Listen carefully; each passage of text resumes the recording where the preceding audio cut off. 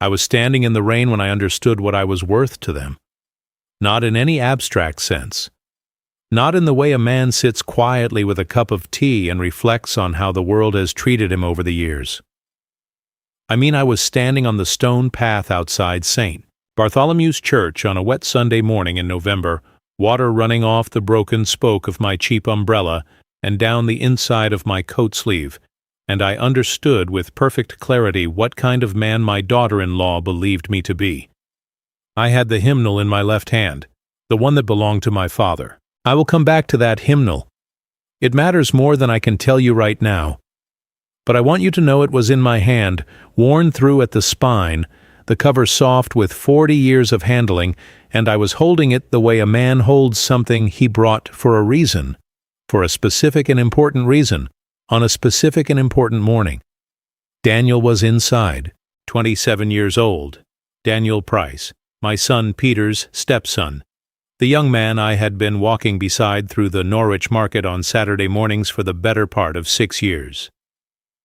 He was inside the church in a simple white shirt, standing near the font, waiting for a ceremony that was supposed to mark the beginning of something new in his life as an adult man. An adult baptism. The kind of thing a person chooses deliberately when they are old enough to understand exactly what they are choosing and why. I should have been inside with him. Beatrice had other ideas. She appeared at the side door before the service began. My son's wife, Peter's wife, Daniel's mother.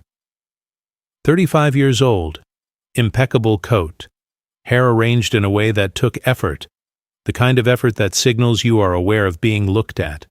She held the door partly open with one hand, and she said to me, very quietly, in that particular tone of voice that keeps unpleasant things from sounding unpleasant in public, that I would be more comfortable finding a spot at the back. I said I had been invited to sit at the front. She said that the front rows had been reserved for family. I said I was family. There was a pause then. The rain came down on the stone path and on my broken umbrella, and on the back of my hand where the sleeve of my coat had given up keeping the water out. She said, with the same quiet and the same stillness, that the family from her side had made significant contributions to the parish renovation fund, and that the seating arrangements reflected that. She said that people like me were better suited to the photographs taken from a distance. She said that avós pobres ficam melhor nas fotos de longe, which is a phrase I learned the meaning of later, and which means poor grandfathers look better from far away. Then she closed the side door. I stood on the path. I did not knock. I did not raise my voice.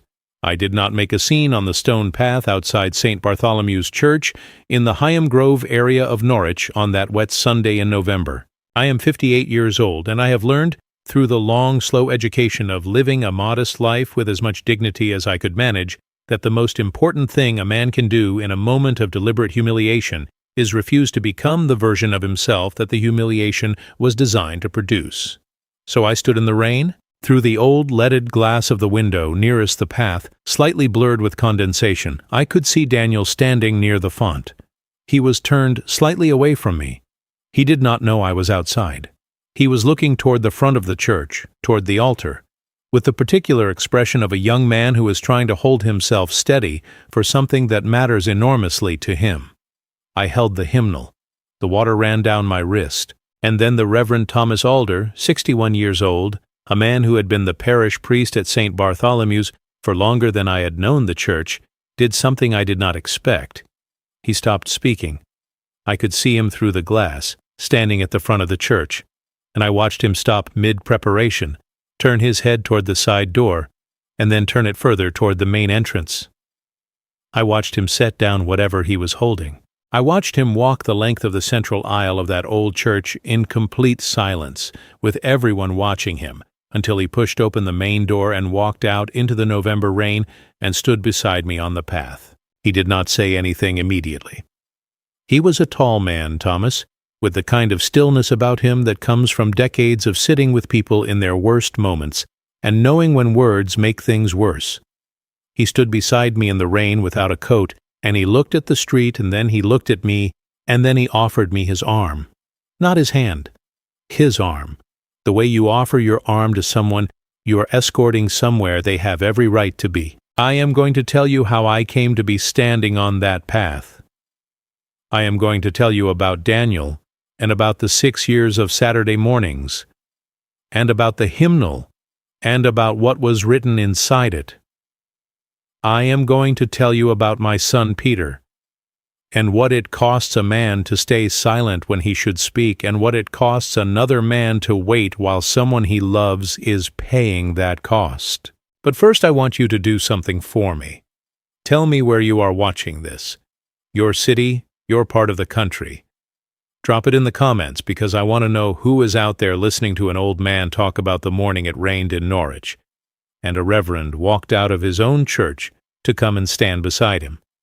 Leave a like if this is reaching somewhere real for you. Subscribe if you want to hear what happens next, because there is a new story here every single day. All right, let me go back to the beginning. My name is Martin Hargreaves. I am 58 years old. I live in a small house at 22 Camden Terrace in Norwich, a narrow terrace house with a front door that faces the street, and a back garden that is mostly paving stones, and a single old apple tree that produces more fruit than I can ever use.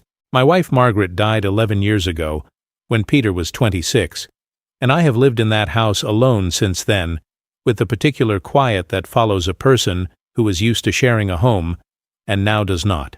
I worked for 31 years at the city library system, most of that time at the branch closest to the Millennium Library, as a building services officer, which is a title that means I was responsible for the physical fabric of the building, the heating, the lighting, the cleaning, the maintenance, the small dignified work of making sure that a building where people came to learn and think was always warm and functional and cared for. I was good at that work. I understood it. There is a satisfaction in keeping something in order that I do not think everyone understands. The satisfaction of a thing working correctly because you attended to it properly, year after year without fuss. I retired 3 years ago on a pension that covers the mortgage and the bills and very little else. I do not take holidays. I do not own a car. I buy my clothes at the shops on the Magdalen Street Market, and I have a coat that is 7 years old, and still perfectly serviceable if you do not mind that the lining has separated slightly at the collar. I say all of this not to ask for sympathy, but because it is the context in which everything that happened with Beatrice must be understood. My modesty was not invisible to her. It was, I came to understand, the specific thing she found most inconvenient about me. I had a father named Arthur Hargreaves. He worked as a printer for most of his adult life, and he was a man who attended St. Bartholomew's Church every Sunday, from the time he was a young man until the Sunday 2 weeks before he died, when he was too ill to make it out of the house, but sat in his chair by the window at the time the service would have been starting and held his hymnal in his hands. That hymnal is the same one I carried on the morning of Daniel's baptism.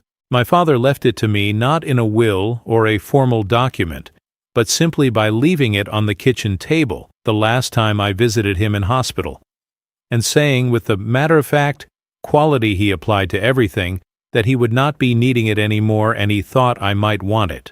The hymnal is dark blue cloth, or was dark blue cloth before the years turned it to something closer to the color of river water in autumn.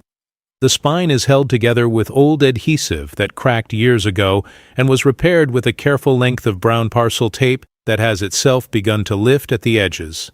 Inside, on the front page, my father wrote his name in his precise printer's hand, Arthur Edward Hargreaves, St. Bartholomew's Parish, Norwich. Below that, in a different pen, presumably on a different occasion, he wrote a date that I recognize as the date my parents were married, and below that he wrote my mother's name. He had been going to that church since before I was born. The hymnal had been in that church, in the hands of a man who believed in the place, for decades before any of this happened. There are other things written in the hymnal. I will tell you about those later. I want to tell you about Peter first. My son, Peter Hargreaves, is 37 years old. He is a taller man than I am, which always slightly surprised me even after all the years of watching him grow, and he has his mother's eyes and her quality of attention, the way she would look at a thing or a person and give them her full concentration for the duration of whatever she was thinking about them. He is a good man. I say that without qualification, and I want to be clear that I say it because I believe it, not because he is my son, or not only because he is my son, but because I have watched him be a good man in small ways across 3 decades, and small ways are where the truth of a person lives. He worked hard to build a stable life after Margaret died. He was 26 when he lost his mother, and I watched that reshape him in ways I could not always follow. He threw himself into his work, into the architecture firm where he had started as a junior draftsman, and over the years he built a serious career there. He moved into a flat in the Cathedral Quarter, which is the part of Norwich closest to the old Norman cathedral, and he bought furniture and built a life that was nothing like the modest terrace house he grew up in, which I think he intended as a tribute to Margaret rather than a departure from me, though it felt like both sometimes. He met Beatrice at a professional function. She worked in financial services, client-facing work that required the kind of presentation she was naturally suited to, and she was extremely good at it. She was also the mother of a 21-year-old young man named Daniel Price, from a previous relationship that she did not discuss in detail, and which was not my business to inquire about. I met Daniel for the first time at the family dinner Peter organized when things with Beatrice had become serious enough to require that meeting. Daniel came in behind his mother, dressed in a collared shirt that was slightly too large for him, and sat at the table with the careful posture of a person who is perpetually braced for someone to say something they will need to respond to politely. He shook my hand and said it was nice to meet me and looked at the table while the adults settled into conversation around him. He reminded me, in that moment, of a bird that has landed somewhere uncertain and is gauging whether the ground will hold. I did not make a speech to him. I did not tell him he was welcome in the family, or that I hoped we would become friends, or any of the other well-meant things adults say to young adults who have been placed in social situations they did not entirely choose. I passed him the bread. I asked him whether he preferred his tea strong or weak. When the conversation at the dinner table moved into territory that clearly held no interest for him, which happened fairly quickly, I said, quietly enough that only he could hear, that I found the Cathedral Quarter very good for walking if you knew where the paths went, and that I went most Saturday mornings to the Norwich market if he was ever free. He looked at me. I went back to my meal. 3 weeks later he texted Peter's number, which he had gotten from Peter apparently, to ask what time I usually arrived at the market on Saturdays. That was 6 years ago. The thing about walking with someone week after week is that conversation does not need to be constructed. It emerges on its own from the accumulated texture of small observations. We talked about his work, which at that point was uncertain and frustrating, a series of short contracts and warehouse logistics that he took because he needed the income, and that gave him no satisfaction at all. We talked about what he might want instead. We talked about what his mother expected for him and what he thought might actually fit him, which were not always the same things. I did not tell him what to do. I am not a man who has a great deal of advice to offer about career decisions or life strategies. I have lived a modest life and made modest choices, and I cannot honestly dress that up as wisdom worth passing on. What I could offer was attention, the particular quality of attention that comes from having nowhere else to be and no agenda beyond the walk itself. Over months, Daniel began to find his footing. He applied for a position with a small civil engineering survey firm that a connection of mine from the library had mentioned needed administrative staff with good organizational skills. He got the job. He stayed and eventually moved into a technical support role that used his mind in a way the warehouse work never had. He found a flat in Earlham that he furnished slowly and thoughtfully and seemed genuinely pleased with. He also, somewhere in those years of Saturday mornings and tea in cafes along the market and conversations about work and faith and what a person owed to themselves, began to talk about things that had nothing to do with practical matters at all.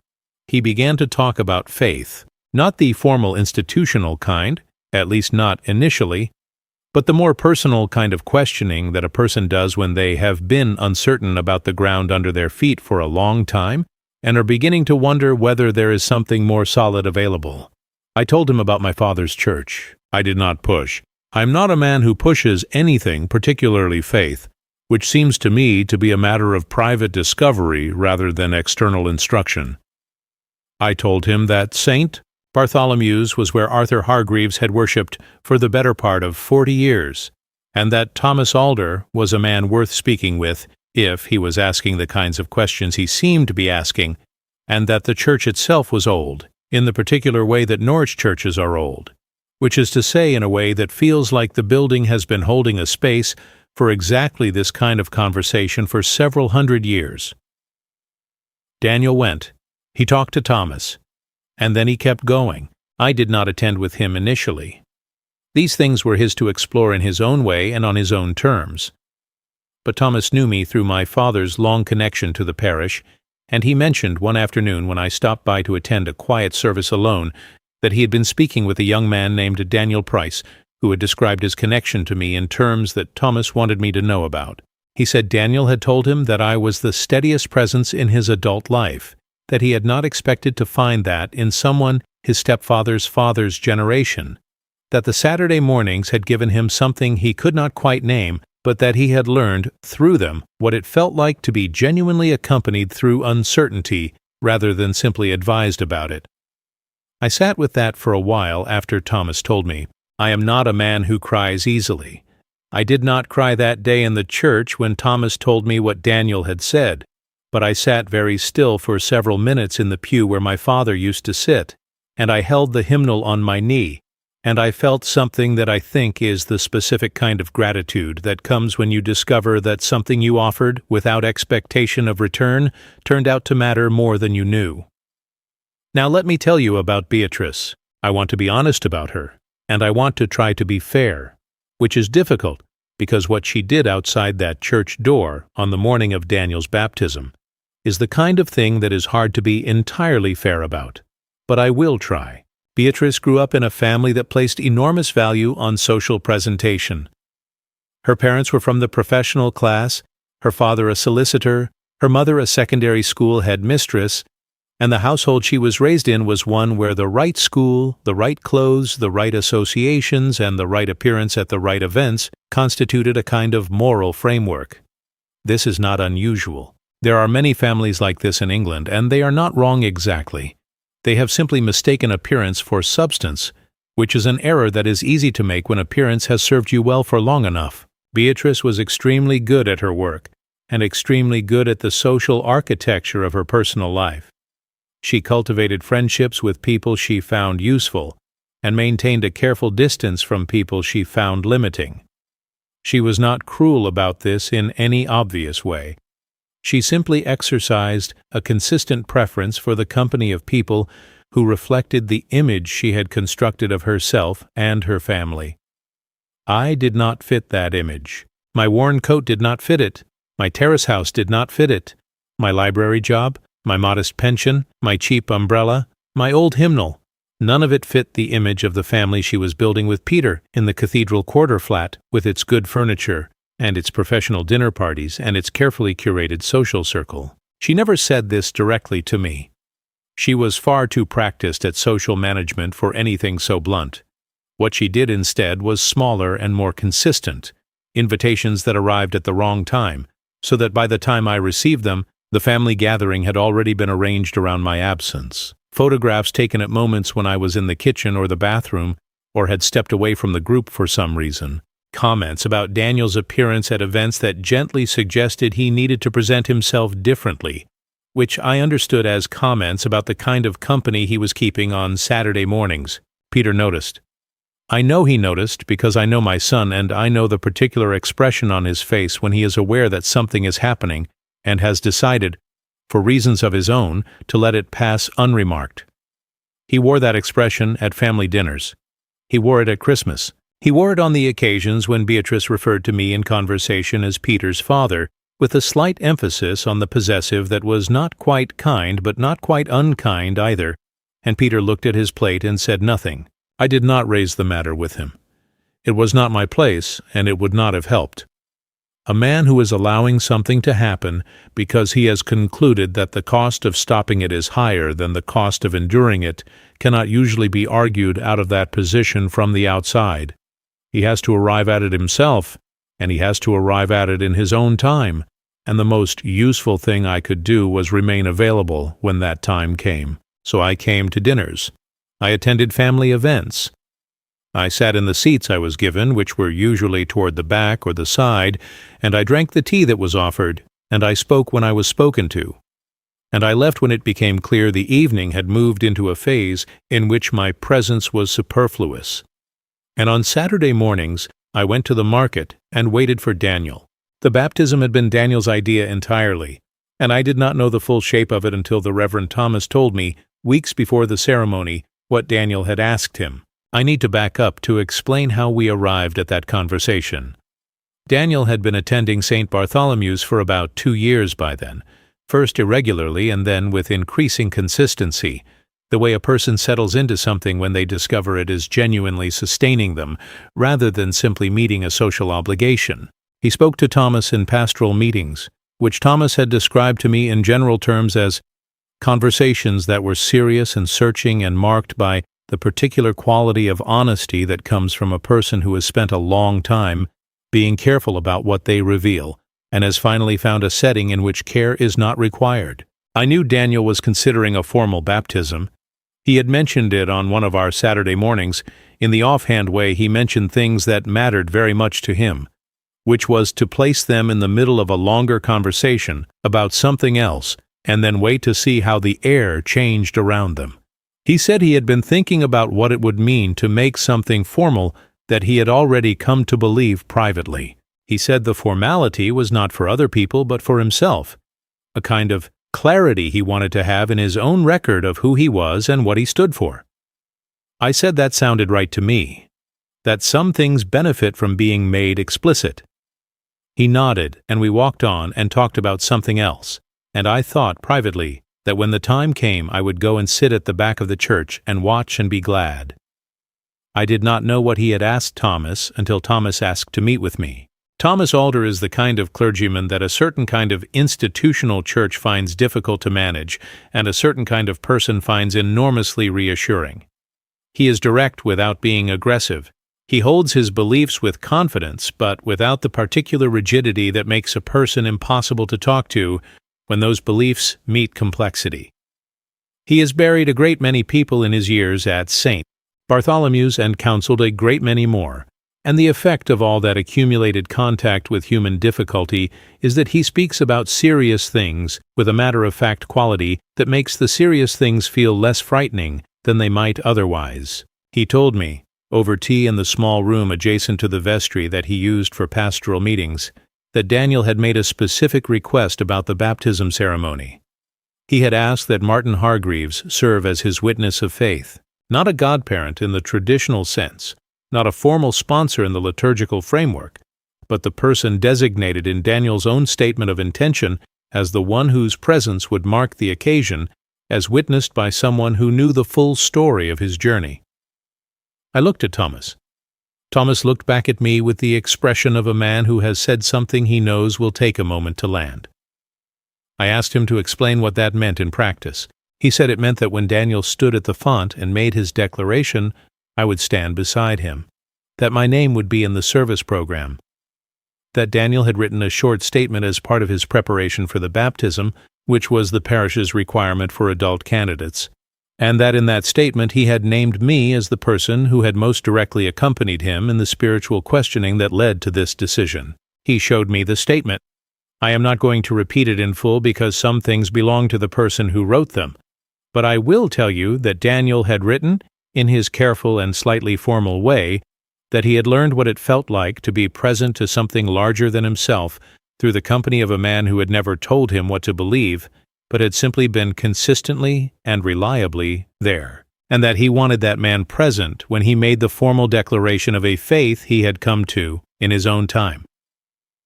He had written my name. I sat with Thomas for a while in the small room and looked at the window that faced the churchyard and thought about my father going to that church for 40 years with his hymnal, and about how things move through a family in ways that nobody plans, and about the particular quality of a 27-year-old man who had written those words about a 58-year-old library caretaker from a terrace house in Camden. Thomas said that Beatrice had been informed of the program as it stood, including the designation of my role, several weeks before the ceremony. He said this without particular emphasis, but I understood what he was telling me. He was telling me that what happened outside the side door on the morning of the baptism was not a mistake. Let me tell you what I learned about the weeks between Thomas informing Beatrice and the morning of the ceremony. I did not learn this immediately. I pieced it together afterward from what Thomas told me, from what Peter eventually told me, and from what Daniel himself said in the days that followed. I am going to tell you now because the story requires you to understand the shape of what Beatrice attempted, quietly and with considerable care, in the weeks before her son's baptism. She contacted the parish administrator. She explained, in polite and reasonable language, that there had been a misunderstanding about the service program and that the designation of a witness role for Martin Hargreaves had been an informal arrangement that Daniel had perhaps expressed more formally than intended. She requested that the program be adjusted to reflect a more conventional format, which in practice meant removing my name. The administrator, who was not Thomas and who did not have the full context of the pastoral conversations, made an initial adjustment to a draft of the program. This draft was sent to Thomas for review. Thomas noticed the change immediately. He did not address it with Beatrice directly at that point. He restored my name to the program, made a note in his files about the exchange, and scheduled a conversation with Daniel. Daniel confirmed everything. He had known nothing about his mother's contact with the administrator. When Thomas told him what had happened, he sat very still in the pastoral meeting room for a long time. Thomas told me later that Daniel's stillness in that moment was different from his usual thoughtful quiet. It was the stillness of someone who has recognized a pattern they have been trying not to name. Beatrice also, in the weeks before the ceremony, arranged the seating plan for the family attendees. She allocated the front rows to her parents, her brother and his wife, several of her professional acquaintances who attended the church on an occasional basis, and a senior partner from Peter's architecture firm, whom she had cultivated as a social connection and who she felt lent a certain weight to the occasion. She arranged for the program that the congregation would receive to carry the adjusted version, with my name absent, under the assumption that Thomas's restored version applied only to the official parish record. She had, in other words, produced 2 versions of the program. Thomas discovered this when he arrived at the church on the morning of the ceremony and reviewed the copies that had been placed on the entrance table by the church warden. He set aside the adjusted versions. He replaced them with the correct ones. He then heard from the church warden that a woman matching Beatrice's description had arrived early and had spoken briefly with one of the flower arrangers about some matter relating to the seating plan. By the time I arrived on the path outside the church, Beatrice had been in the building for 40 minutes. I want to stop here for a moment. This is one of those points in the story where I find myself still genuinely uncertain how to characterize what she did. She was not protecting Daniel. That is the thing I come back to every time I try to be fair to her. A mother protecting her son from an unsuitable influence might be acting wrongly, but would at least be acting from something recognizable. Beatrice was not protecting Daniel. Daniel was 27 years old and had made his own deliberate and thoughtful decision about who he wanted present at the most significant ceremony of his adult spiritual life. What Beatrice was protecting was the image, the photograph of the occasion, the appearance of the kind of family she wanted to present to the people she had filled the front rows with. I was incompatible with that image. My coat was incompatible. My umbrella was incompatible. My worn shoes and my modest pension and my 31 years of library maintenance work were all incompatible with the photograph Beatrice was constructing. She was not a malicious woman in the larger sense. I do not believe she sat in her flat in the cathedral quarter and thought carefully about how to cause me suffering. I believe she simply looked at the situation with the same clear managerial eye she applied to everything and concluded that I was a variable that did not serve the outcome she wanted, and she adjusted for it in the most efficient way available to her. The fact that I was a person, and that the efficiency of her adjustment did not account for that, was the specific failure. Not cruelty, omission. The omission of the recognition that what she was managing was not a seating plan, but a human being. But I want to tell you about Peter in those weeks as well, because he is not absent from this story, and it would not be honest to let him be. Peter knew about Daniel's request to Thomas. Daniel had told him, not formally, but in the way that adult children sometimes tell a parent about something important in their lives, briefly and in passing, expecting the response to absorb it without requiring extensive discussion. Peter had said that was good, and meant it. He had looked genuinely moved by what Daniel told him, for approximately the length of time it took Beatrice to change the subject at the dinner table that evening. He did not tell me. He also did not tell me when Beatrice spoke to the administrator, which he learned about afterward. He did not tell me about the revised program. He said later that he had been trying to manage things from the inside, which is a phrase that means different things depending on where you are standing. From where I was standing on the path outside the church in the rain, it meant that my son had known for several weeks that an attempt was being made to remove my name from his stepson's baptism, and he had not told me and had not stopped it. I understand the position he was in. I do not say that emptily. I know what it costs a man to contradict the person he has built his daily life with, and I know that the cost of that contradiction accumulates differently depending on how long the pattern has been established and how much has already been conceded. Peter had been conceding on the question of my place in the family's public life for several years.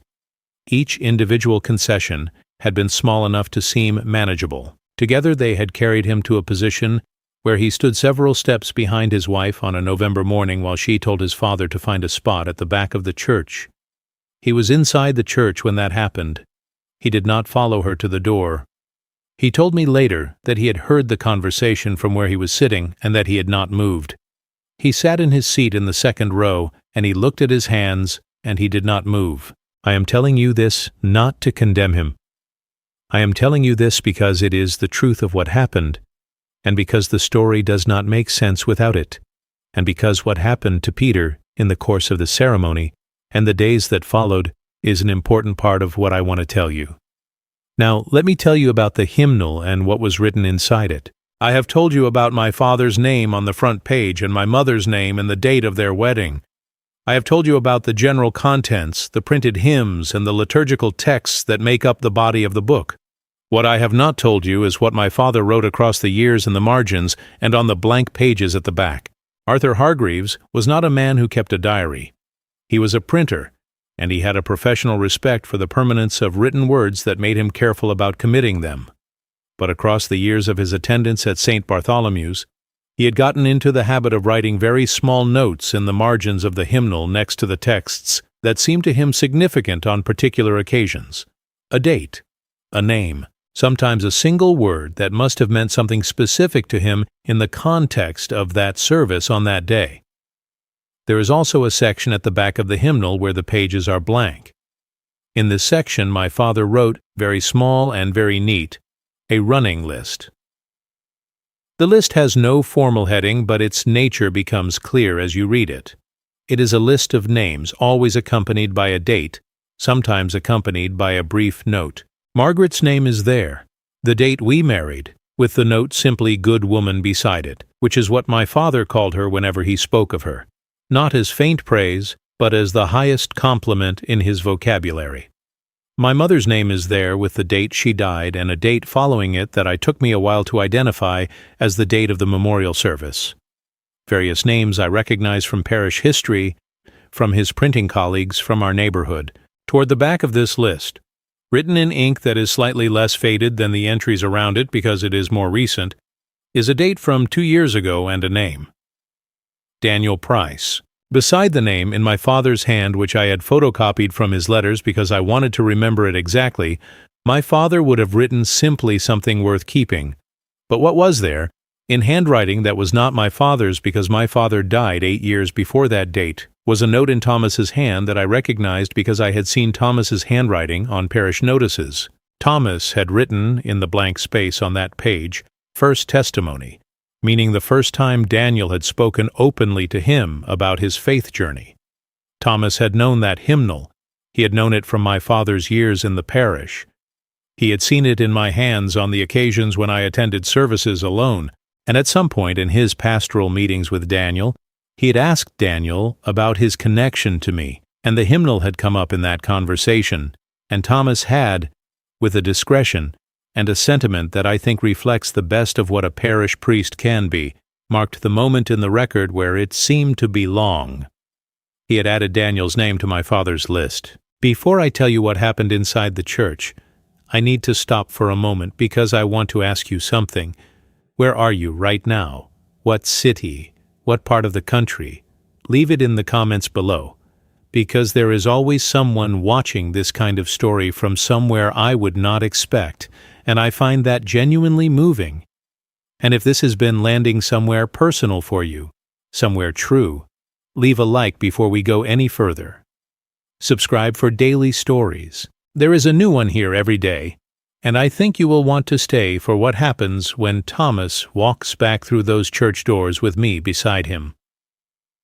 Let me keep going now. I want to tell you what those weeks had been like for Daniel specifically. He had known, when Thomas told him about the administrator contact, that something was being done without his knowledge to alter the ceremony he had planned. He was 27 years old, and he had spent most of his adult life navigating the particular difficulty of being Beatrice's son, which meant he was practiced at recognizing when something was being managed for appearance rather than allowed to be what it actually was. He did not confront his mother. This was a considered decision, not a failure of nerve, and I want to be clear about that distinction. Daniel had watched Beatrice manage conflict before, and he knew that a direct confrontation before the ceremony would accomplish one of two things. Either she would be hurt, and the ceremony would carry the weight of that unresolved hurt, or she would apologize in a way that resolved nothing structurally, and the ceremony would carry the weight of a false resolution. He wanted neither. He wanted the ceremony to be what it was supposed to be, which was the formal declaration of something he had arrived at honestly through years of private searching. He trusted Thomas to handle what needed handling, and he came to the church on the morning of the baptism, and stood near the font in his simple white shirt, and waited. He did not know I was on the path outside. He did not know what Beatrice had said to me at the side door. He was at the front of the church, turned toward the altar, holding the particular stillness of a person preparing for something significant. The people in the front rows, Beatrice's parents, her brother, the partner from the architecture firm, the various social connections who had been given the reserved seating, were arranging themselves around him in the way that people arrange themselves at formal occasions, with the small adjustments of position and the murmured greetings and the particular social performance of appearing appropriately moved. Thomas, at the front of the church, was making the final preparations for the service, and then he stopped. I know what Thomas saw, because he told me afterward. He had looked up from his notes and found his eye moving to the window nearest the path, the old leaded window with the slight condensation on the glass, and through it he had seen a figure on the path in the rain. He recognized me by the coat, he said, which is a sentence that has stayed with me because only a man who has known you long enough to know your coat could say it. He knew immediately that something had gone wrong with the arrangements. He had been watching Beatrice's management of the situation carefully enough over the preceding weeks to understand that my presence on the path, rather than in the church, was not accidental. He set down what he was holding. He did not make an announcement. He did not explain what he was doing. He walked the length of the church in silence, through the assembled congregation, opened the main door, and stepped out into the November rain. He was not wearing his coat. He stood beside me on the path, and he said quietly, "I am sorry you were made to wait out here, Martin. That was not right, and it is going to be corrected." He offered me his arm. I looked at him. I will tell you honestly that in that moment something in me that had been held very tightly since Beatrice appeared at the side door began to loosen. Not dramatically, not with tears on the path in the rain, but something shifted, the way a knot that has been pulled too tight finally gives when the right pressure is applied in the right direction. I took his arm, and we walked through the main doors of St. Bartholomew's Church together. The church went quiet when we came through the door. Not the dramatic silence of a room where something scandalous has occurred. Something more particular than that. The silence of a room where people who have been engaged in the small social business of settling into their seats and greeting their neighbors suddenly become aware that something is happening that requires their full attention, and they give it without being asked, because the moment has a quality that makes looking away feel like a failure of some kind. I was aware of perhaps 60 people turning toward us. I was aware of Beatrice in the second row on the left, her posture absolutely unchanged, her expression arranged in the practiced neutrality of a woman who has decided that the correct response to an unexpected development is to appear unmoved by it. I was aware of Peter beside her, and I will come back to what I saw on his face because it matters. What I was most aware of was Daniel. He had turned from the font when he heard the door. He was standing at the front of the church with his hands at his sides and his white shirt slightly open at the collar, and he looked at Thomas first, and then he looked at me. And I watched his face go through something that I do not have precise language for.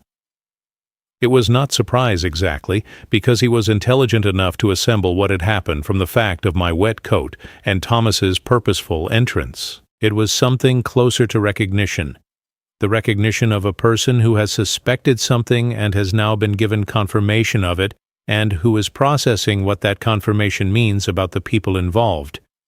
He took one step toward us. Thomas raised his free hand slightly, a small gesture that communicated clearly without words that the moment required patience, and that things would be set right in the proper order. Daniel stopped. He looked at me for another moment with that expression. Then he nodded, very slightly, and turned back toward the font. Thomas walked me to the front of the church, not to a side seat, not to a position of careful ambiguity. Down the central aisle, past the rows of assembled guests, past Beatrice's parents in the front row on the left who looked at the window rather than at us, past the architecture firm partner who examined his program with great interest, past Beatrice herself, who did not look at me but whose stillness had taken on a different quality, a quality of effort, the stillness of a person working to maintain an expression rather than simply wearing one. Peter looked at me. I will tell you what I saw on his face. I saw a man who recognized that the moment he had been not quite managing for several years had arrived and could no longer be not quite managed. I saw something underneath the recognition that I think was relief, the specific and complicated relief of a person who has been holding a position they knew was wrong for long enough that the collapse of that position, even though it cost them something, also released them from something. His eyes were bright in the way eyes get when emotion is being controlled with considerable effort. He did not speak. He did not move. Not yet. Thomas brought me to the front of the church and indicated the position where I would stand during the ceremony, to Daniel's left, close to the font. He then took his place at the lectern, adjusted the microphone he had turned off when he left, and addressed the congregation. He did not make a speech about what had happened on the path. He did not refer to Beatrice by name or by implication. He did not turn the ceremony into a tribunal or the pulpit into a platform for the airing of family conflict. He is too good a priest for that and too wise a man. He said that before the ceremony began, he needed to correct an omission in the service program that some of the congregation might have received.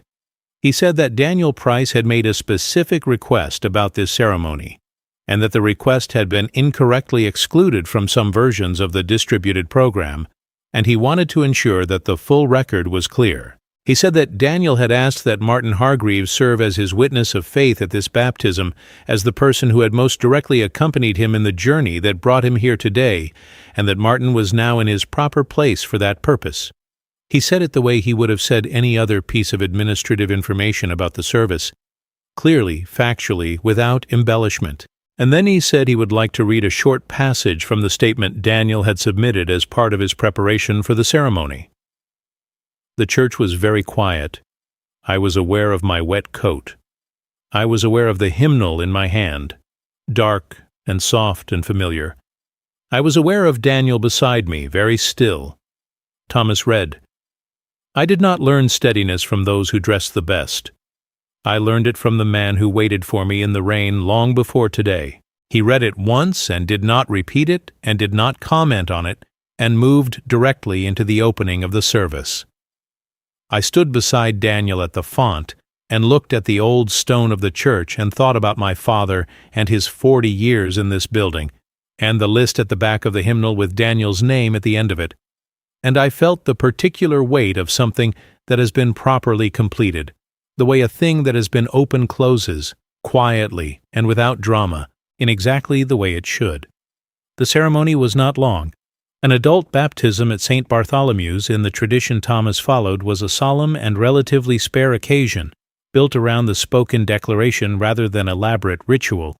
Daniel made his declaration clearly and with the composure of someone who had been preparing for this specific moment for 2 years and was now entirely ready for it. His voice did not waver. I held my father's hymnal. Evelyn Moore at the organ played the hymn Daniel had chosen for the close of the ceremony. I did not know until I heard the first notes that it was one of the hymns my father had most frequently sung in that same building. The melody, familiar in the way that things heard in childhood, remained familiar across decades, the way some music is stored not in the mind but somewhere deeper and more permanent. I did not know Daniel knew that hymn was significant.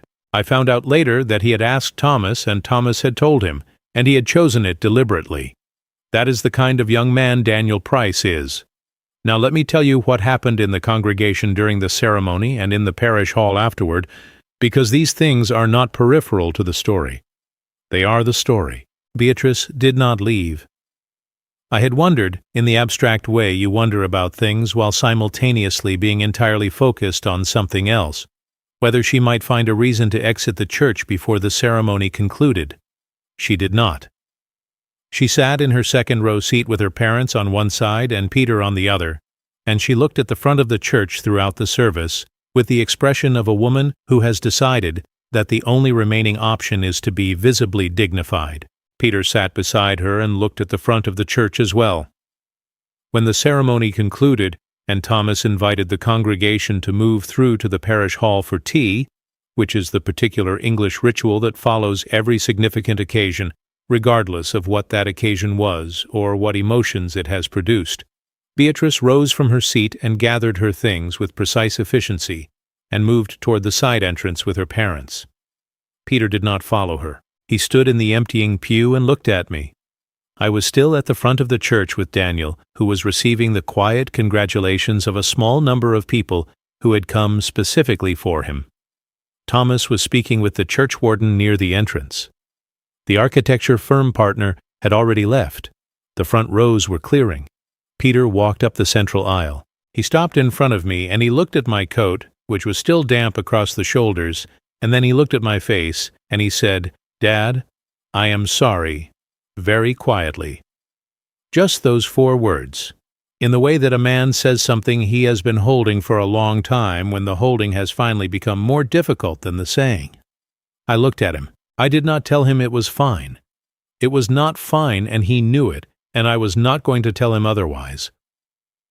That kind of reassurance is not kindness.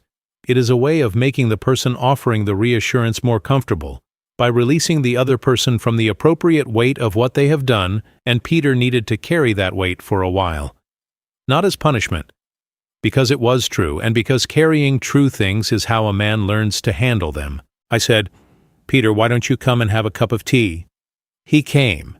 In the parish hall, the tea was being arranged on the long table by 2 women from the church's hospitality committee, the particular English institutional tea that involves large pots and mismatched cups and a plate of biscuits that are always slightly stale from having been purchased 2 days in advance. I have always found these teas oddly comforting, for reasons I cannot entirely explain. Something about the routine of them, the way they create a temporary community around the act of making and distributing something warm and ordinary, regardless of what has just preceded them. Daniel found me near the window with my tea. He did not say a great deal. He is not a man who uses many words when fewer will do, which is something I always appreciated about him. And on this particular morning, he said even less than usual. He stood beside me and looked at the hall filling with people and drank his tea. And after a while he said, "I know you were outside. I am sorry that happened." I said there was nothing for him to be sorry about. He said he knew that. He said he was sorry anyway, the way a person is sorry about something they did not cause, but that happened in the context of their life, and that they therefore feel some ownership of, I said, "Daniel, I was outside for perhaps 10 minutes. Your reverend came and got me." What I watched from that font was worth considerably more than 10 minutes in the rain. He looked at me. I said, "Your grandfather used to sing that last hymn." He looked at the window. After a moment he said, "I know, Thomas told me. I thought he should hear it." I am going to pause here for a moment because I need to. There are points in this story where the emotion of it is still very present for me even now, telling it, and that sentence from Daniel is one of those points. I thought he should hear it. The he in that sentence was Arthur Hargreaves, dead 8 years, never having met Daniel Price, but connected to him through the hymnal and the list, and the Saturday mornings, and the patient accumulation of small things that become, over time, something that looks like a family. If this story is moving you, leave a like.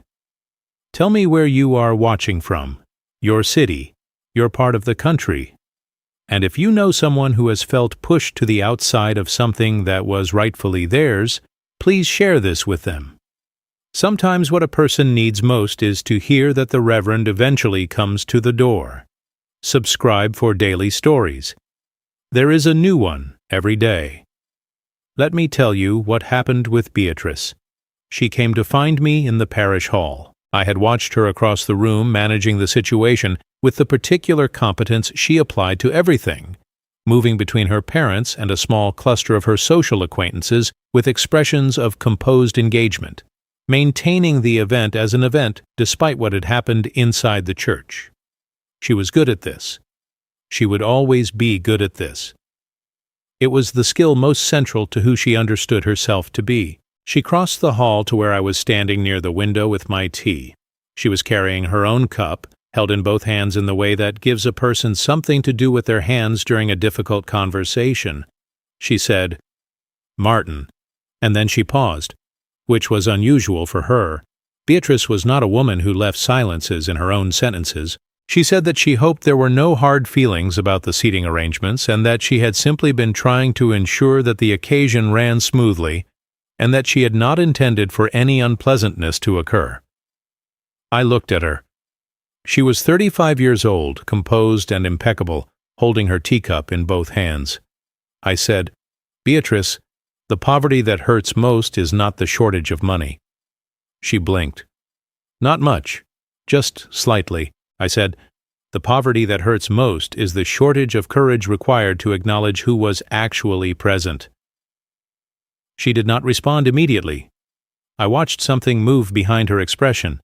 Not the mask dropping exactly, but the mask becoming for a moment less entirely convincing, which in its own way was more honest than anything she said or could have said. She said, "I understand," and then she moved back across the hall to her parents. I do not know what she understood. I suspect she understood primarily that she had miscalculated the cost of what she had attempted, that the morning had not unfolded in the way she had arranged it, and that there would be social and familial consequences she had not fully accounted for. Whether she understood anything deeper than that about what she had done and why it was wrong, I genuinely cannot say. I am 58 years old, and I've given up trying to determine the internal content of other people's realizations. I can only tell you what I observed and what I said and what followed from it. What followed from it in the parish hall was this. Peter stood beside me for the remainder of the tea.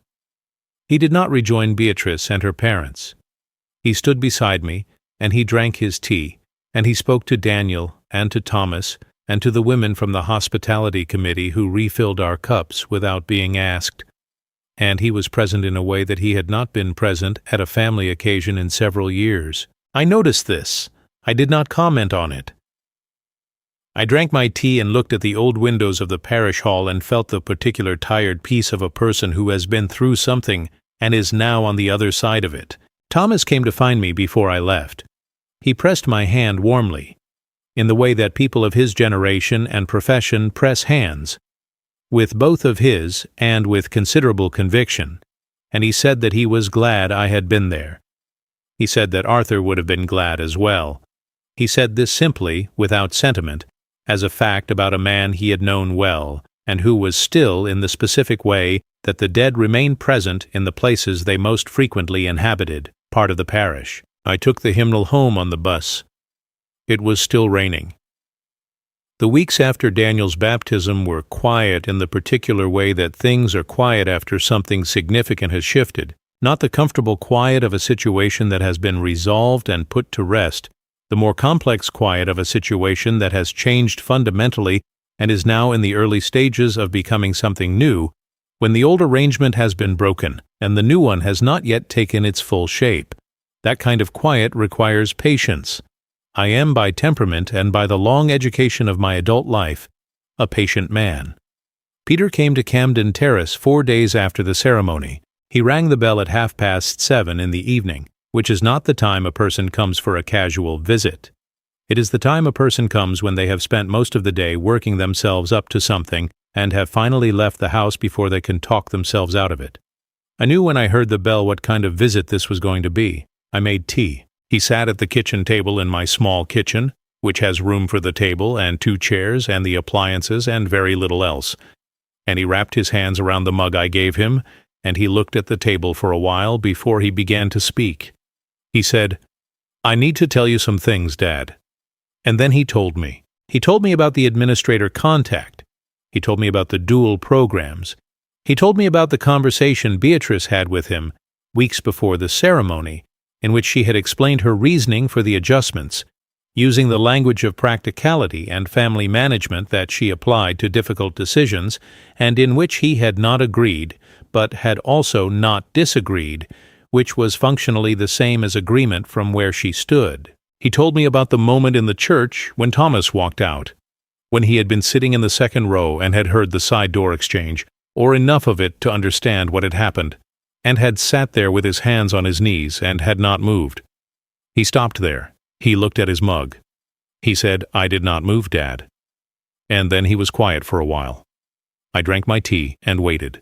He said that he had been telling himself for several years that the way things were had been a reasonable accommodation, that his life with Beatrice was good, and that the cost of disrupting it over what had seemed like small things was not a cost he was prepared to pay. That he had told himself I was resilient, and that I understood, and that I was not truly hurt by the positioning in family photographs and the incorrect invitation times, and the way my name was occasionally absent from conversations where it should have been present.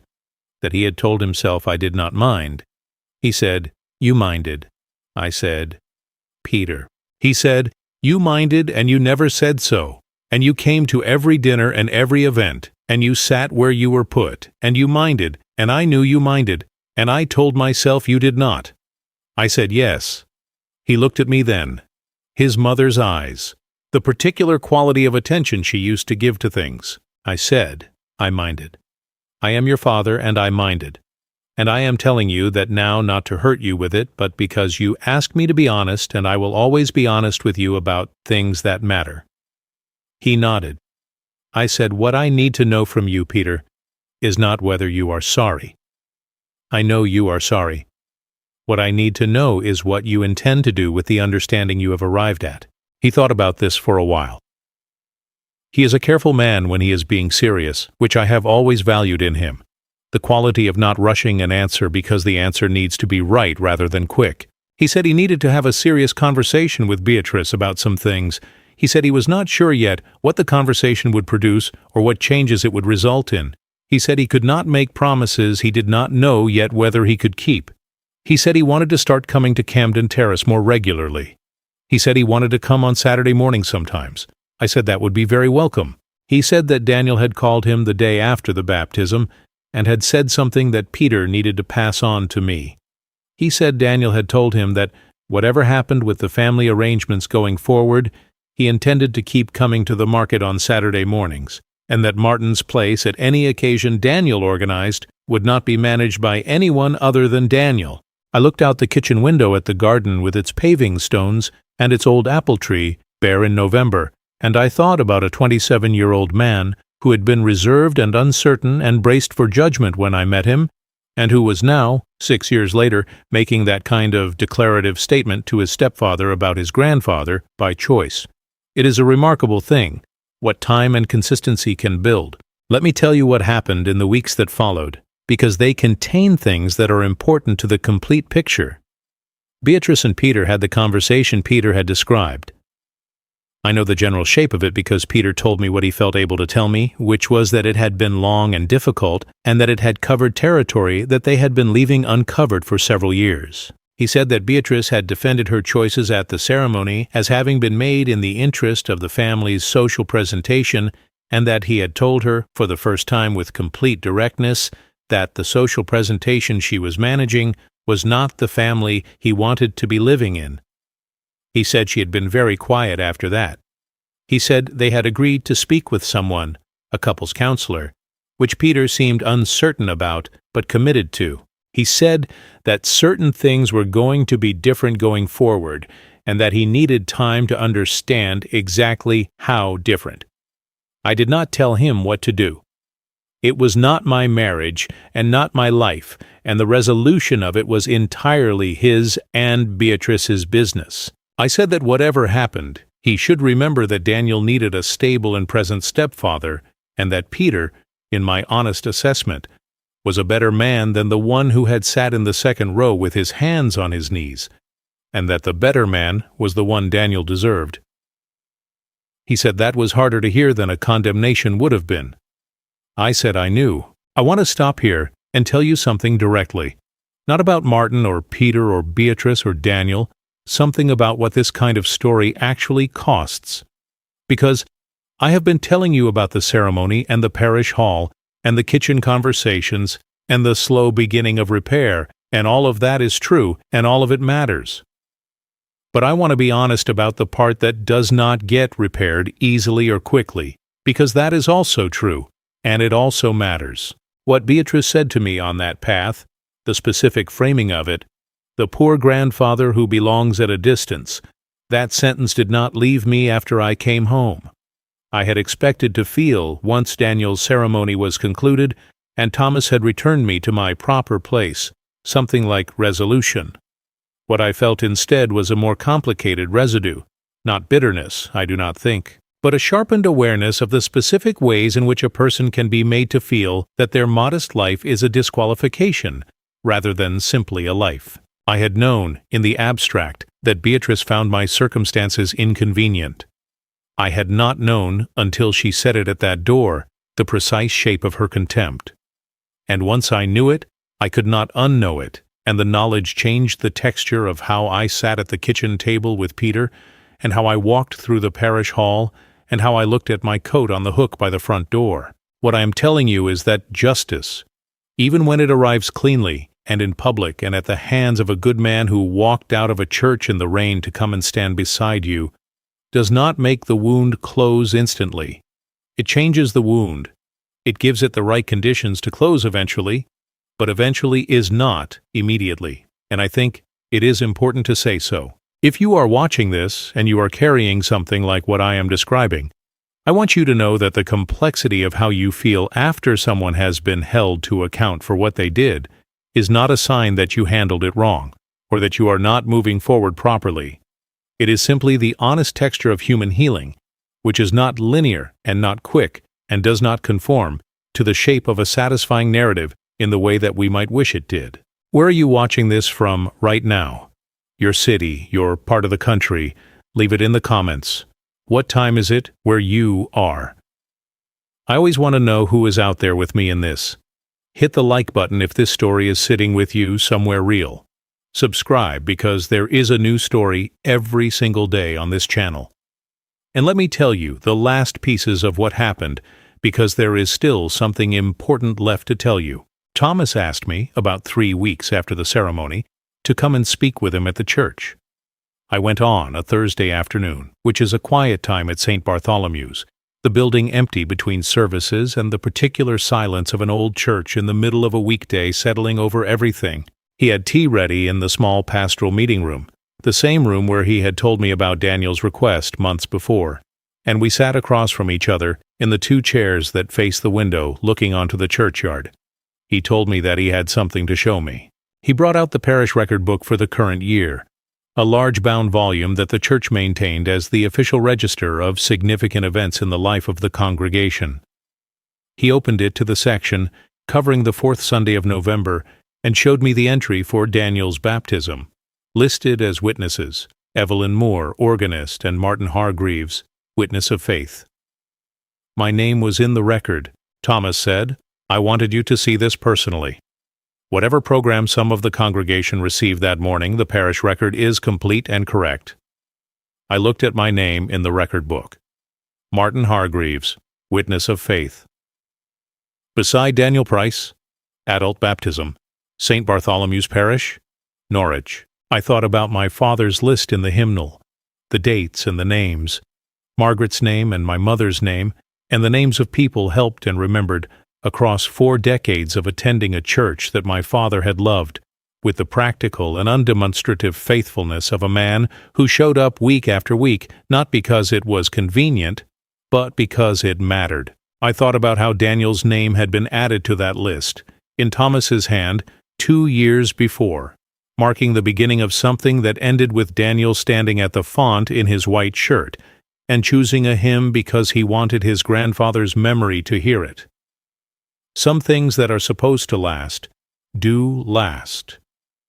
Not because they are protected from disruption, but because they are rooted deeply enough that disruption cannot reach the roots, only the surface, and the surface grows back. I said, "Thomas, thank you." He said, "Arthur would have found all of this completely unremarkable, you know. He would have thought it entirely natural that his son should walk alongside a young man who needed it, and that the young man should want his grandfather present at his most important occasion. He would not have understood why anyone would have found it otherwise." I said, "Arthur was a simpler man than most of the people I have encountered." Thomas said, "He was. Simpler in exactly the right ways." We drank our tea and looked at the churchyard in the gray November light, and I held the hymnal on my knee, and it seemed to me in that moment that the room was occupied by more than just the two of us, that the particular weight of the lives that had moved through that church over the decades and the century was present in the walls and the light, and that my father was somewhere in that weight, untroubled, as Thomas said, finding the whole business completely natural. Daniel came to the market the following Saturday. He was the one who had suggested it, a text to my number this time, not through Peter, just directly. Same time? Saturday? We walked the market in the December cold and drank tea in the small cafe on the corner that has not changed its menu or its furniture in the 15 years I have been going there, and we talked about his work, and about a course he was considering taking in the new year, and about a book he had been reading that he thought I might like. We did not talk about the baptism directly. We did not need to. It was present in the ease of the morning, in the fact that we were there, in the particular quality of two people who have been through something together and have come out on the other side of it, still standing beside each other. He paid for the tea. He always does now, though I resisted for a long time. He said once that it was his small way of returning something I had given him in kind that he could not repay in kind, and that a cup of tea was the closest available equivalent, and that I should accept it gracefully. He said this with the very slight dry humor he had developed over the years, the humor of a person who grew up too carefully and has learned slowly that it is safe to be lighter. I accepted the tea. I accept it still. Peter came to Camden Terrace on a Saturday morning in January. He arrived at 9:20, which is when I usually leave for the market, and he was wearing a coat I had not seen before. A practical waterproof one better suited to Norwich weather than the good coats he usually wore, and he asked if he could walk with me. We walked to the market together. We bought the same things I always buy on Saturdays, bread from the bakery stall and the newspaper, and occasionally a bunch of whatever flowers are cheapest, which in January is usually whatever has survived the cold and is going at a reduced price. We drank tea at the small cafe. Peter and I talked in the slightly effortful way of two people who have allowed a distance to develop and are now deliberately closing it, knowing that the closing takes more effort than the opening did, but is worth the effort regardless. Daniel was there as well. The three of us sat at the small table with our teas, and the conversation moved between the three of us in the slightly uneven way of any conversation that is also trying to be something else. that is trying to be the beginning of a new arrangement. It was not comfortable exactly. It was real, which is better than comfortable most of the time. I want to tell you about one more thing before I bring this story to its close. Something that happened in February, 4 months after the baptism, that I have not told anyone except Thomas. I was at the church on a quiet Tuesday. Not for a service, just to sit, which I do occasionally, the way my father used to do, simply to be in the building that has carried so much of my family's history, and find the particular peace of a place that has been holding space for human difficulty and human faith for several hundred years. I sat in the pew where my father used to sit. I opened the hymnal to the back pages, to my father's list, and I read through it as I sometimes do, all the dates and names and the occasional brief note in his printer's hand. Good woman beside Margaret's name, the date of my mother's memorial, the names of people I mostly did not know, absorbed into the life of the parish over the decades before I was old enough to be part of it. I turned to the page where Thomas had added Daniel's name 2 years before, and I saw that someone had written something else there since I had last looked. Very small, in handwriting I recognized as Daniel's, neat and slightly formal. Below Thomas's notation of first testimony, Daniel had added his own line, witnessed and found. I sat in my father's pew with the hymnal in my hands, and I looked at those 3 words for a long time. Witnessed and found. I thought about what it means to witness someone. Not to observe them from a careful social distance.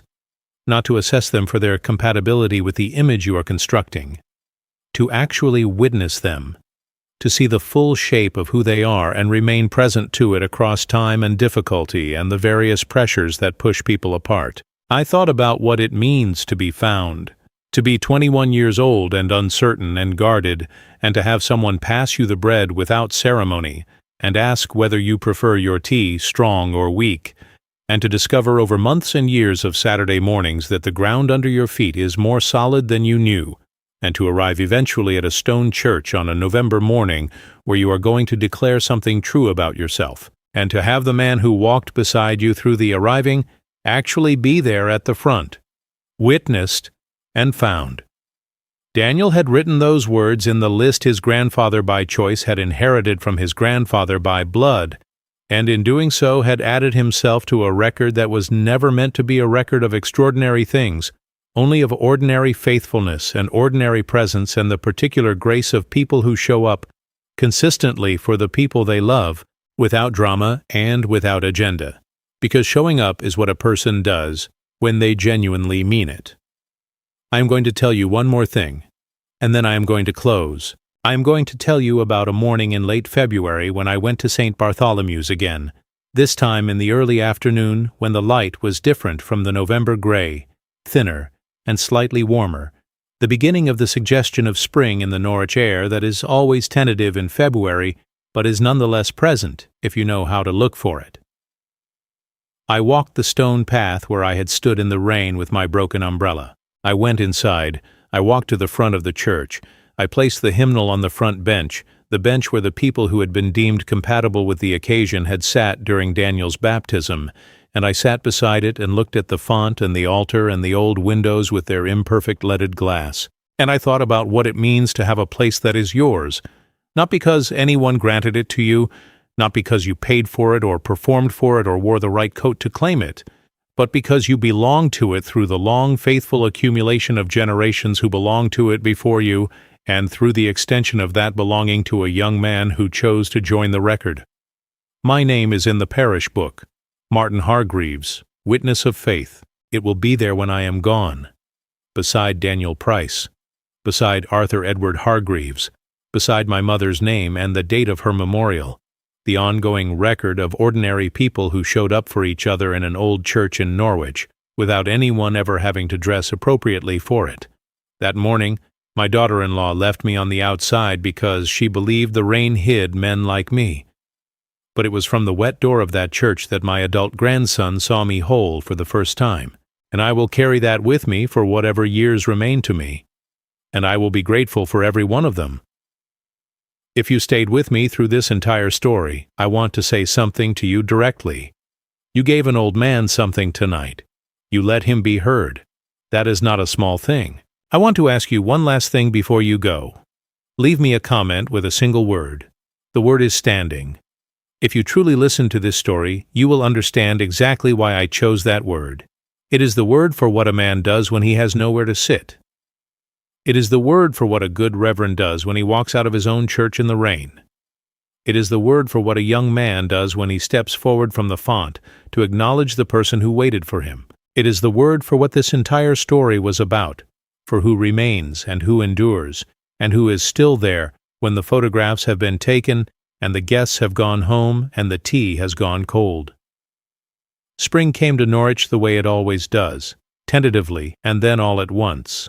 There is a particular morning in March or early April, different each year, when you walk out of your front door and the air has changed in a way that is difficult to name precisely, but that the body recognizes immediately. Something about the temperature and the quality of the light and the smell of the earth in the small gardens along Camden Terrace, and you understand without being told that the season has turned and that what was closed is beginning to open again. I have noticed this morning every year for as long as I can remember. Margaret used to notice it too, and we had a small private ritual around it. Whoever noticed first would make tea and bring it to wherever the other person was in the house, without explanation, and the tea itself was the announcement. I notice it alone now. I make 1 cup instead of 2. But I notice it. I go out to the back garden with the cup, and I stand by the old apple tree, and I feel the changed air, and I think about her.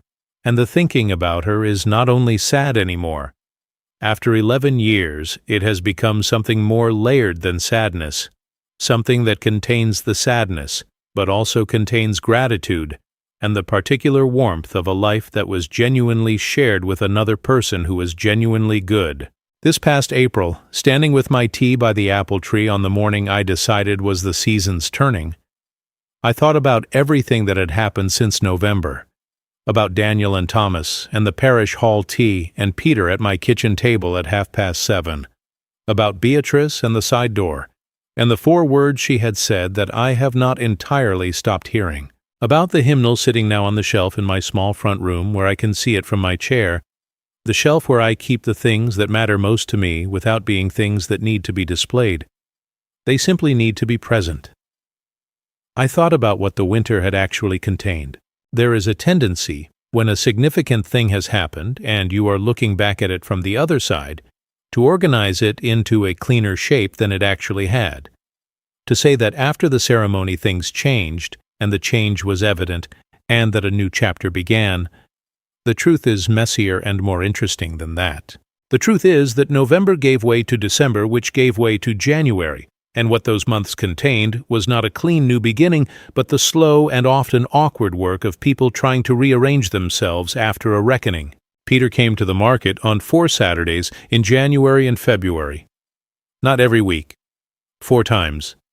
That is the honest number, and it matters because 4 times out of 8 or 9 available Saturdays is not a transformation, it is a beginning, and a beginning is exactly what it should have been called, rather than anything more ambitious. On 2 of those Saturdays, Daniel was also there, and the 3 of us walked the market and drank tea, and talked in the way I described to you earlier, effortfully and genuinely, and with the specific grace of people who are choosing to do a difficult thing because they have decided it is worth doing. On the Saturdays, Peter did not come. I walked alone, which is how I had always walked before Daniel arrived in my life, and which remains perfectly fine. I am a man who has made his peace with his own company. My father was the same way. There is a quality of self-sufficiency in men of our generation and background that is sometimes mistaken for coldness, but which is in fact simply the practical result of having spent much of a life in circumstances that required you to manage things yourself, because no one else was available to manage them. I am not lonely on the mornings I walk alone. I am simply alone, which is a different condition entirely. I want to tell you about the conversation Peter and I had on the 2nd Saturday in February, the one that I think of as the conversation that actually mattered more than any of the others, including the kitchen table conversation in November, because it reached something the earlier one had not quite reached. We were sitting in the cafe with our teas, just the 2 of us that morning, and the conversation had moved through the usual territories: his work, the course Daniel was doing, a problem with the guttering on my terrace house that I had been putting off addressing, and then it arrived, in the way conversations sometimes arrive at the thing they were actually about all along, at something quieter. Peter said, "Do you remember when I was about 12 and I broke the handle off your father's workshop vise?" I said I remembered.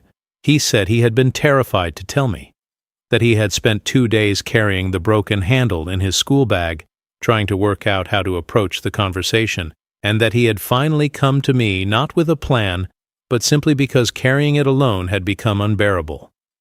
I said I remembered that too. He said you were not angry. You looked at the vise for a minute and then you said we would go to the hardware merchant on Saturday and find the right fitting and fix it together, and that was the end of it. He said he had never forgotten that.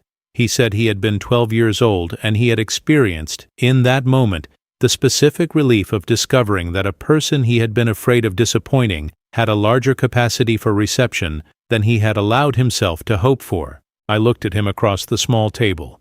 He said, "I have been disappointing you for several years, Dad.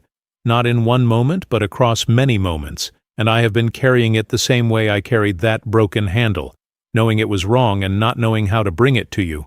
And what I keep coming back to is that the 12-year-old version of me knew what to do eventually, and the 37-year-old version of me took considerably longer to get there, which says something about what happens to people when they build complicated lives and start imagining that the complications justify things they should not be justifying." I said, "Peter," he said, "I know. You are not going to tell me I should have done better because that is not how you manage these things? You are going to ask me what I intend to do from here." I said, "What do you intend to do from here?" He said he had been going to counseling, both with Beatrice and separately. He said the separate sessions had been, in his words, considerably more uncomfortable than the joint ones, because they required him to look at patterns in himself that he had been attributing to external circumstances for long enough that he had almost convinced himself the attribution was accurate. He said one of the things he had been examining was the specific habit of allowing the people who occupied the center of his daily life to define the edges of it for him, which was a pattern that had served him in some ways and cost him in others, and that the cost was something he was only now beginning to fully account for. I said that sounded like honest work. He said it was uncomfortable work. He said he supposed honest and uncomfortable were frequently the same thing when you were doing it properly. I said his mother used to say something similar, that she was suspicious of self-examination that arrived at comfortable conclusions. He smiled, the first full smile I had seen from him in several months. His mother's smile, in his mother's eyes. I want to stop here and speak to you directly for a moment, because there is something in what Peter said at that table that I have been thinking about since, and that I believe is worth saying out loud to whoever is listening. The pattern Peter described of allowing the people at the center of your daily life to define the edges of it for you is not a pattern that belongs only to him or to men of his particular situation. It is a pattern that most people who have built lives in relationship with other people will recognize in some form. It is how accommodation becomes complicity, not through a single dramatic decision, but through the accumulation of small yieldings, each of which seems reasonable in its moment, none of which seem like the significant thing they collectively amount to. I am not telling you this to give you a framework for judging your own relationships or someone else's. I am telling you because Peter naming it clearly in that cafe in February was, for me, more important than the apology he had offered in November, more important than his presence at the market on 4 Saturdays, more important than anything except perhaps the look on his face when Thomas walked me through those church doors. Because naming something clearly is the beginning of actually changing it, and all the other things are preparation for that naming or consequence of it. But the naming itself is the necessary thing. Where are you watching this from? What city? What part of your country? I want to know. Drop it in the comments because I am an old man in a terrace house in Norwich and I find genuine comfort in knowing that stories like this one reach people in places I have never been and may never go. Leave a like if this story has given you something worth keeping. Subscribe for daily stories. There is something new here every single day, and share this with someone who needs to hear that the slow work of repair is real and is worth doing even when it is uncomfortable. Let me keep going, because I am almost at the end now, and there are still things I want to tell you. Beatrice. I have left her largely to the side of this last section, and I want to be honest with you about why. It is not because she is not part of the story. She is part of it and will remain part of it because she is Peter's wife and Daniel's mother, and those facts do not change. It is because her part of the story from November onward belongs primarily to her and to Peter. And I am not the right person to tell it.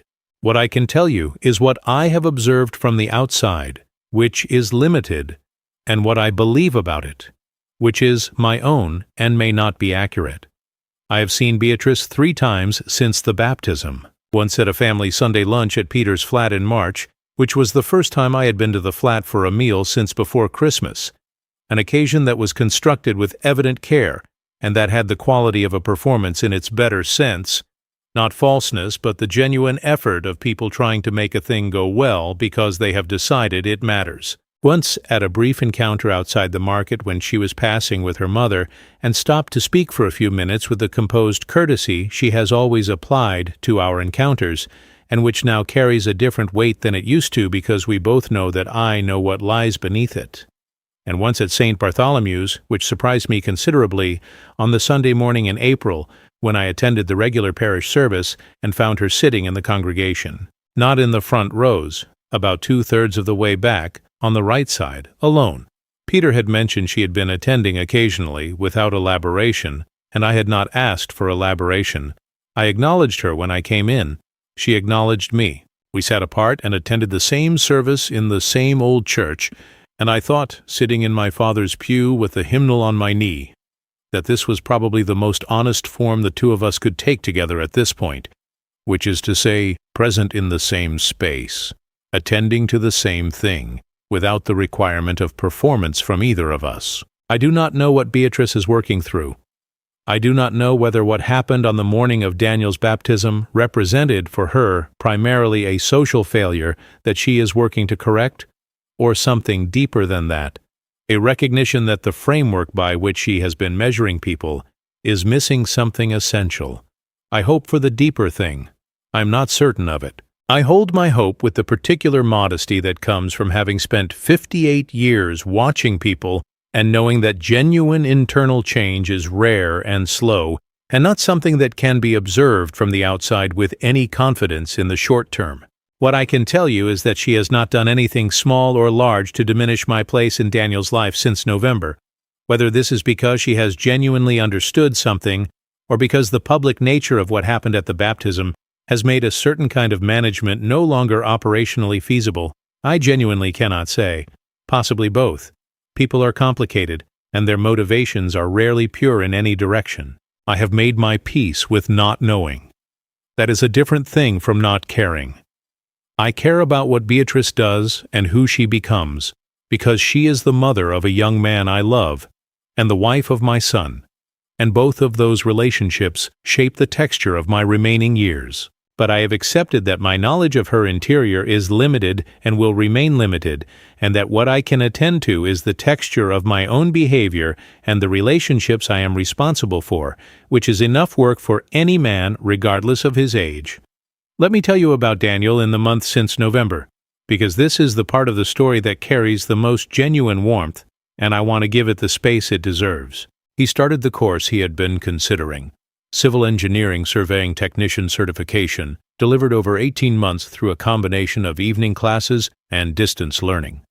He told me about it on a Saturday morning in January with the same careful offhandedness he uses to introduce things that matter considerably to him, placing it in the middle of a longer sentence about something else and then watching to see how it landed. I said it sounded like exactly the right next step for where he was in his work and what he had told me he wanted from it. He said he thought so too. He said he had not told his mother yet because he wanted to be confident about the decision before he opened it to the specific kind of practical analysis she applied to things, which could be useful, but which he needed to approach from a position of certainty rather than uncertainty. I said that sounded wise. he told her 2 weeks later. The response was, according to Daniel, mixed in its immediate form, but ultimately supportive, which he translated as her having had concerns about the cost and the time commitment that she expressed directly and then moved past, which is, in its way, a form of progress. Progress does not always look like warmth. Sometimes it looks like practical engagement with a decision you would have simply blocked before. He passed his first assessed module in March. He texted me the result with no additional message, just the mark and a single word after it, which was the same word I have asked you to leave in the comments, which is standing. I understood that immediately. I texted back 2 words. Arthur Wood. He called me that evening, which he does not often do because he is a person who communicates more comfortably in person or in writing than by phone. And he said, "What does Arthur Wood mean?" I said it means Arthur would have found this completely unremarkable. He said, "Thomas told me he used that phrase." I said, "Thomas told me he told you." He said, "Do you think it is true?" I said, "I think Arthur would have found it exactly as remarkable as he found everything else that a person did when they applied themselves honestly to something worth doing, which is to say he would have found it precisely as remarkable as it deserved, not more and not less." There was a pause on the phone, and then Daniel said, "That is a very good way to think about things." I said my father was a very good way to think about things. We spoke for 40 minutes, which is the longest telephone conversation I have had with anyone in several years. And when we finished, I sat in my chair in the front room and looked at the shelf where the hymnal rests and felt something I want to try to describe accurately because it is important. It was not happiness exactly, though it contained happiness. It was not contentment exactly, though it contained contentment. It was more specific than either of those, and more grounded.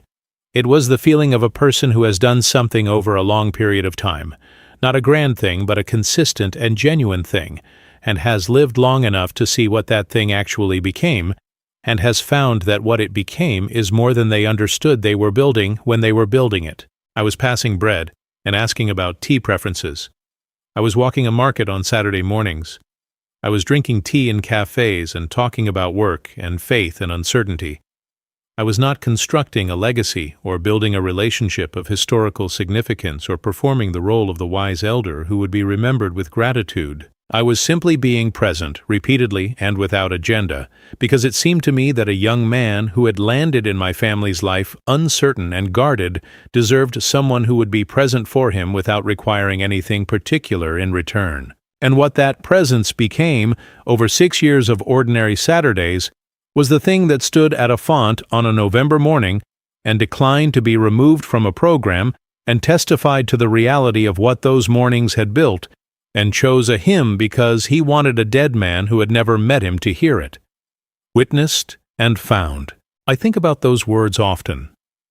I think about what witnessing actually requires of a person. It requires patience, which is the willingness to be present over time without demanding that the time produce a particular result on a particular schedule. It requires attention, which is the willingness to actually look at a person rather than at the role you have assigned them or the image you are trying to maintain around them. It requires consistency, which is showing up not only when it is convenient or rewarding, but on the ordinary mornings when nothing particular is happening and the only thing your presence communicates is that you chose to be there. None of these are extraordinary capacities. They are ordinary human qualities that most people possess in some measure. What makes them rare is not the capacity but the sustained application of it.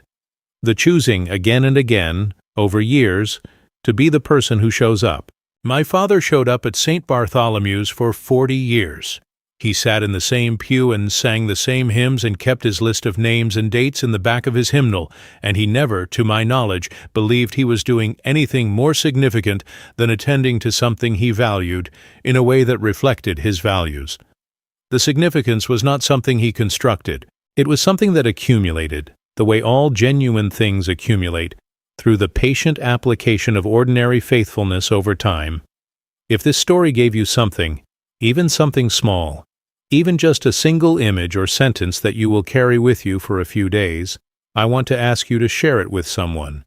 Not because of the mechanics of how sharing helps a channel, though that is also true, and I will mention it because honesty requires it, but because the stories that matter most are the ones that move between people, the ones that a person hears and thinks of immediately in the context of someone they know who needs to hear it too. If there is someone in your life who is standing on a wet path outside something they should be inside, someone who has been quietly placed at the edges of occasions that were rightfully theirs, share this with them. Let them know that the Reverend sometimes comes to the door. Leave me a comment with that one word: standing. It is the word for every person who remained when they could have left, and every person who came in from the cold when someone finally opened the door, and every young man who stepped forward at a font and chose the hymn his grandfather would have recognized, and every father who stood on a wet path with a broken umbrella and decided very quietly not to become the version of himself that the humiliation was designed to produce. Standing is what this story is about at its deepest level. Not revenge and not triumph, and not the exposure of anyone's failures. Standing. The simple, daily, unremarkable, and absolutely essential act of remaining present and upright in your own life, on your own ground, in your own place, regardless of who has decided you belong somewhere else. My father stood in that church for 40 years. I stood on that path in the rain. Daniel stood at the font in his white shirt and chose the hymn. Peter stood up from the second row and walked to the front. Thomas stood in the rain without his coat and offered his arm. We are all of us, in the end, simply standing. That is enough. It has always been enough. It will always be enough. Subscribe to this channel if you have not already. There is a new story here every single day, and some of them will reach you in ways you are not expecting on days when you need them most. Leave a like if this one stayed with you. Leave standing in the comments so I know you were truly here with me. Share it with someone who needs the reminder that their place at the front has always been theirs, regardless of what anyone else arranged. From this old man's chair at 22 Camden Terrace, with the hymnal on the shelf and the apple tree coming into its first spring leaves in the garden outside, to wherever you are sitting or standing right now, across however many miles and however many differences of circumstance and experience, thank you. Take care of each other, take care of the ones who show up for you, and be the one who shows up for others. That is all there is, in the end. That is more than enough. Good night. Subscribe if you have not. There is a new story here every single day. Leave a like if this one stayed with you.